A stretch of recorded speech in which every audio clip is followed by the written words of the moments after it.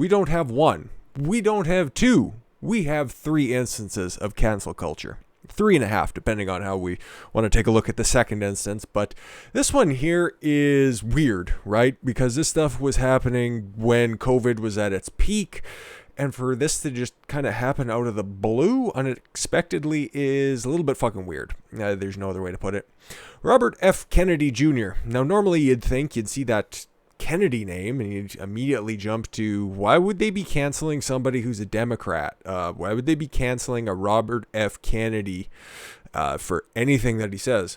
Well, that's because RFK Jr. is a very conservative guy. Okay, he breaks ranks with the rest of his family lineage and has some good points, and also probably doesn't fuck his aides or have a secret meth addiction that doesn't come out until decades later. But with that said, he was canceled off of Instagram today. Fucking weird, right?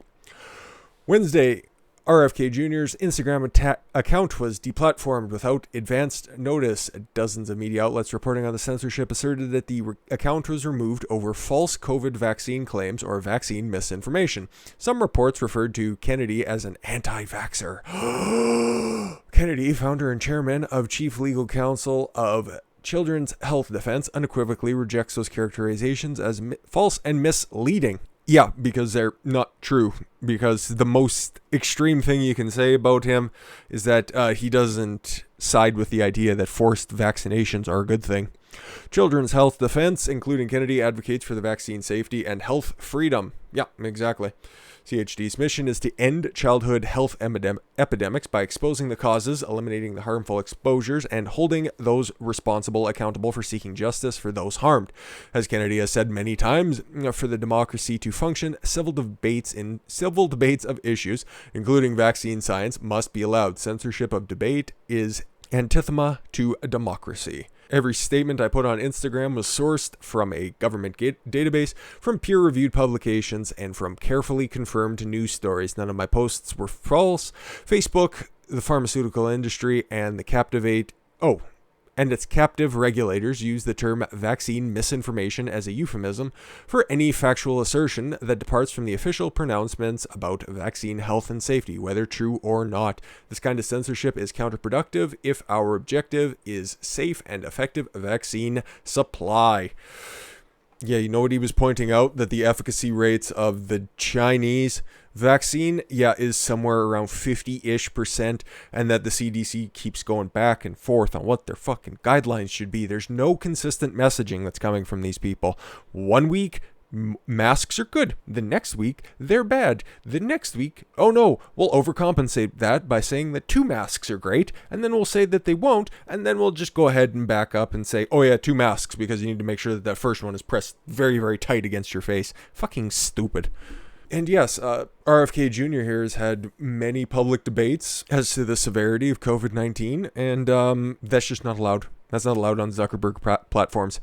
Nor is being critical of any of Marky's little stooges as well, because in our second instance, Project Veritas has been suspended. Now, you'd think that it would be from Facebook, because that's who they were going after, but no, Twitter, actually, they were suspended off of. And also James O'Keefe, his account was a little bit less seriously punished. It's still locked out. It's just the Project Veritas account is seemingly lost to time. Twitter suspended the account of Project Veritas and locked the account of conservative watchdog's founder James O'Keefe after he released a video with a Facebook official about social media's website policies when a user tried to access a conservative group's page. The standard Twitter suspension message read, account suspended. Yeah, the big gray screen with the white background or whatever you have it. If you got the dark background for dark mode, then that would come up, but it would just be the account suspended, violating Twitter's whatever terms of the week, whatever. When a user tries to access, yes, according to this screenshot posted by Project Veritas on Telegram, which is where all the cool kids are going right now until that fucking Parler rebrand takes place. Like, they got a new logo and everything, but what the fuck are they dragging their feet for? They're supposed to be up on Monday, but kids, it's fucking Thursday. Twitter said the group had violated its rules against posting private information, and yes, they did. And this might be a little bit of a hot take. The suspension came after Project Veritas published a video on YouTube on February 10th, which is still available, weird huh, that shows reporter Chris Hartsock confronting Facebook executive Guy Rosen apparently outside his home. Project Veritas also captured Rosen apparently saying during an internal Facebook call meeting, "We have a system that is able to freeze commenting on threads in case our system are detecting that there may be a thread that has hate speech or violence. These are all things we've built over the past 3-4 years as part of our investments into the integrity of space, our efforts to protect the election." Yes, we knew all about that and how long that program has been going, thanks to the wonderful journalistic integrity of those at Time magazine with that wonderful piece that we covered, and nobody's really talking about it anymore, which is disappointing because it tells you everything that you need to know. But yeah, it seems highly unlikely that Project Veritas is going to get their Twitter account back, which, whatever, not a fucking great loss. They just keep purging conservatives from the website, and they just do whatever they need to, however they need to. But, I don't know, locking out James O'Keefe's account seems a little bit too much. That seems like it might be a bit of an overstretch, because if it was originally posted to Project Veritas, you could understand if there was something that was in that video that would violate the Twitter rules of service or code of conduct, whatever they're calling it. Then, okay, yes, you would have grounds to suspend the account. As much as I don't like that, they're right. They're a private business, and you guys know my feelings on that. I think that's a horseshit argument at this point. But to overstep that bounds and to take over the account or lock it out of James O'Keefe, I don't like that as well. He could have retweeted it, like I said. And are you also locking out the different accounts that have retweeted that original post as well? But I also know some information about what was going on in that video itself, and this is where we might part ways on what was on there. Okay, the video showed Christian Hartsock confronting Guy Rosen in front of his house. Now, this could violate Twitter's rules for the fact that the video didn't blur out the address marker on Guy Rosen's house.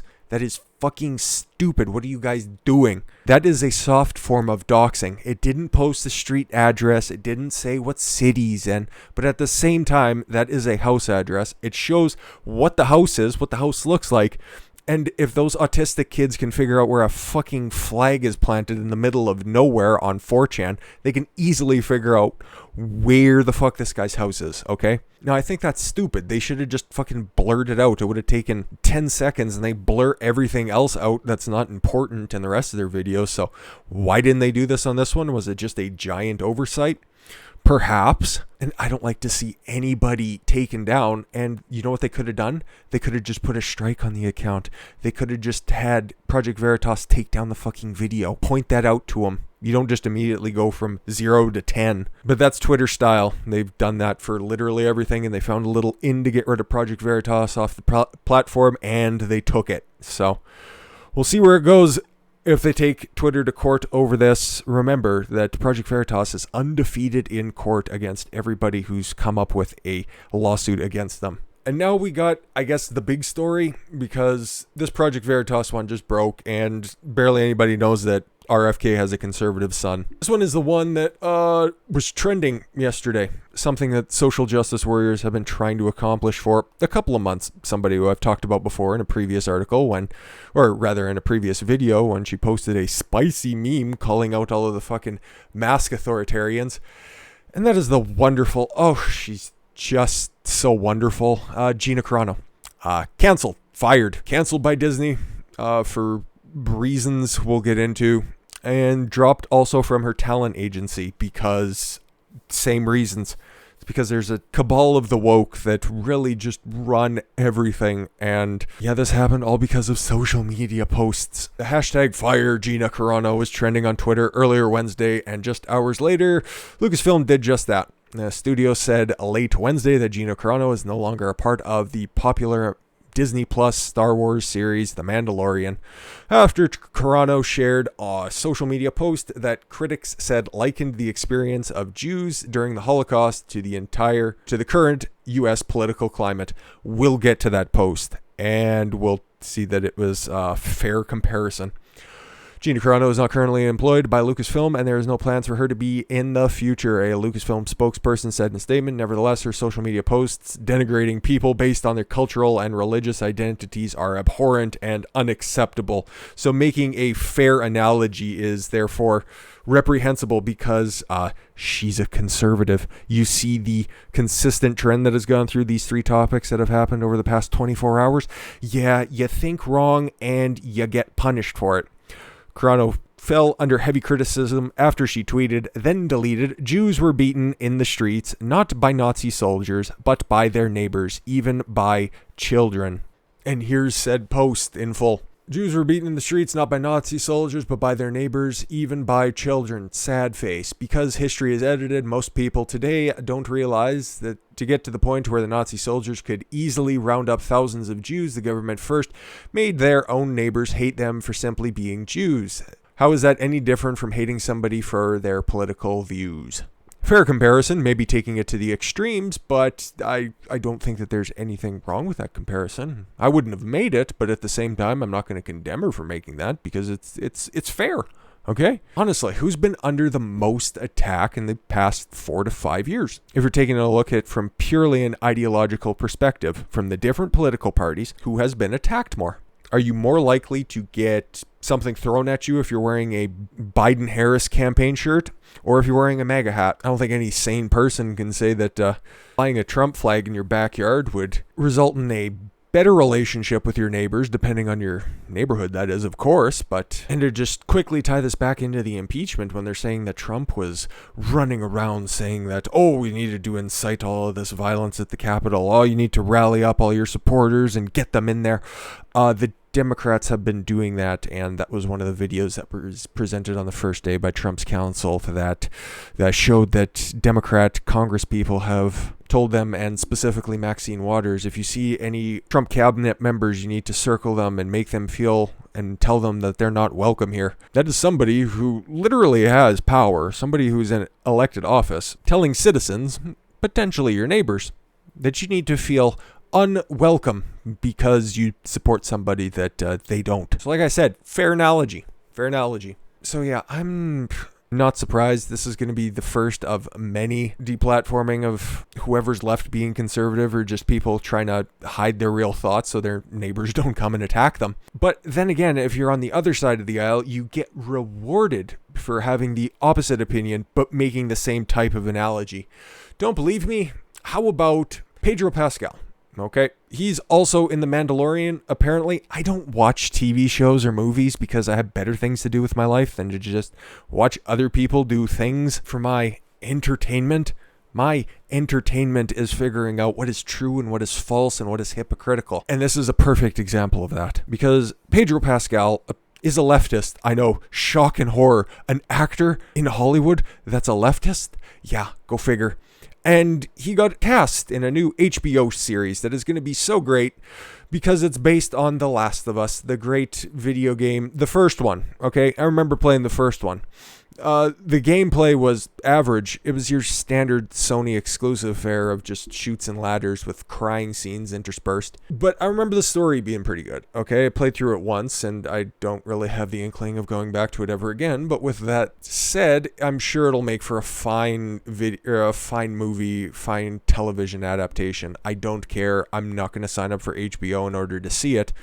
But he's been cast to play Joel, the, I suppose, main protagonist until the big broad-shouldered woman with a golf club shows up again to right that historic wrong, as according to Neil Druckmann. Ugh. But yeah, that's not where the parallels end, in fact. This was tweeted by Pascal in 2018, where he compares Jews in concentration camps and to Trump's America in 2018 with the kids in cages, and the cages were built by Joe Biden and Barack Obama. Now, this is still up there. This is proudly up there. As you can see, this is by Pedro Pascal, he-him, the pronouns in the bio, never fucking fails. This is America, and he gets rewarded with another acting job because his ideas line up with the mainstream opinion on things. So you can go ahead and you can make your Nazi comparisons all you want, just as long as you vote blue no matter who, guys. Fucking disgusting. Yeah, I fear it's only going to get better before, or it's only going to get worse before it gets better. It's not going to get better for a while, at least a couple of years. So yeah, if you search for truth when it comes to COVID and you don't just want to adhere to the WHO and the CDC, you'll get thrown off a platform. If you want to expose Facebook for having a double standard and for being generally corrupt, you'll get thrown off of a sister platform. Definitely doesn't show collusion there.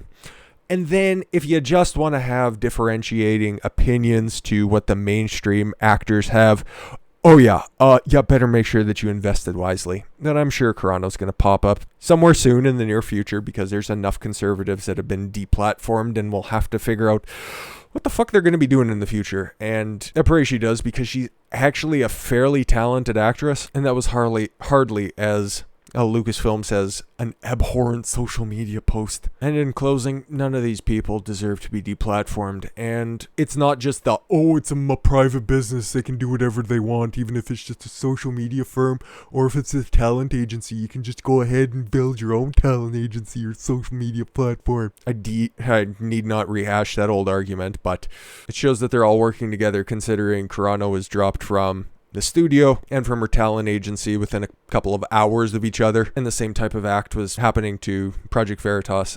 So when you start colluding, it goes from a private company to antitrust allegations. And with that, I thank you all very much for the gift of your time. I've been Don Consuelo. I want you to follow your gut and get after it. Take care, everyone.